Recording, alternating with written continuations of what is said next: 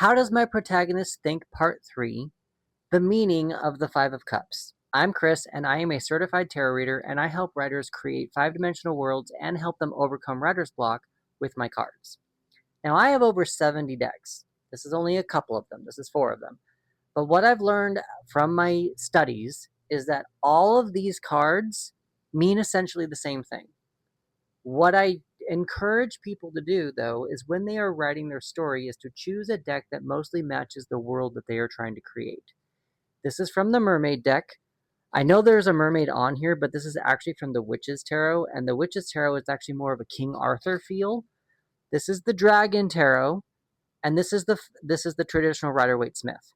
So all of these, while they technically all mean the exact same thing, they're all going to give you different feels and different prompts as to how to and what you're trying to write.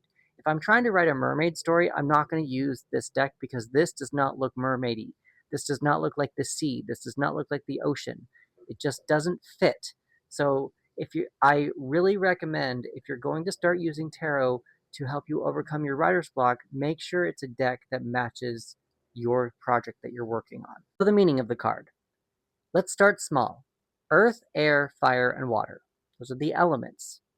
And within the tarot, there are 4 suits: cups, pentacles, swords, and wands. And each of those suits is associated with a element. Cups, like what we've been dealing with, is associated with the element of water.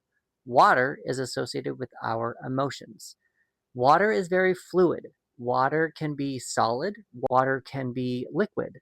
Water can be forced like a flash flood. Water can be calm like a lake. It's very fluid. It can change. If you put it into a vase or a container, it changes shape, all that kind of stuff. So cups is associated with water.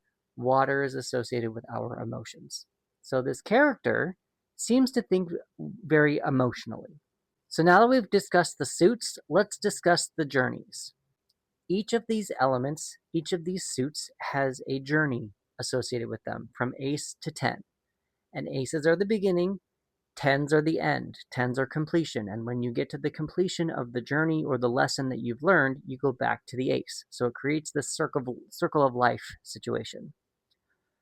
Here we're dealing with the 5s. 5s are in the exact middle. 5s are about conflict. And so with emotions and with conflict, we are dealing with the emotional conflict of this character in their head. I don't know how it's going to play out yet. We haven't even done the rest of the cards yet, but that's kind of what we're dealing with here. Let's go into the reversal meaning, because that's going to kind of change some things up, and it's the thing that we've been kind of dancing around in this section of this protagonist of this card. Reversals mean blocked, delayed, healing, or internal energy.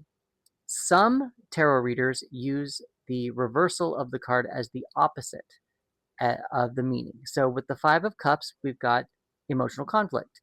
Since this card is in reverse, I'm wondering actually if this character thinks not in conflict. I wonder if this character thinks positively about their emotions. Maybe if something comes up negatively and they experience something negatively, they flip it to make it a positive outcome for themselves. They look at things as positively as possible. So that's just something that we can pay attention to here. The meaning might change as we learn more about the character, but that is at least 5 different ways that you can read a reversal card. If you are just now joining us and you want to follow along, in my description of this video, I actually have links to the past videos of what we've done for parts 1 and parts 2 of how this character thinks. If you want to see the Nice to Meet You spread in its entirety, that video is also there, so you can see all the placements of the cards as well. I would still like to see what cards you're pulling, so please put that in the comments. And if you are also having problems with decoding, reading your own card, and you want a few extra prompts or a few extra insights, I am more than happy to help you out. In part 4 of What Does My Protagonist Think, we're going to be combining everything that we've talked about so far. Interact with this video so that I stay in your feed, and I will see you in part 4.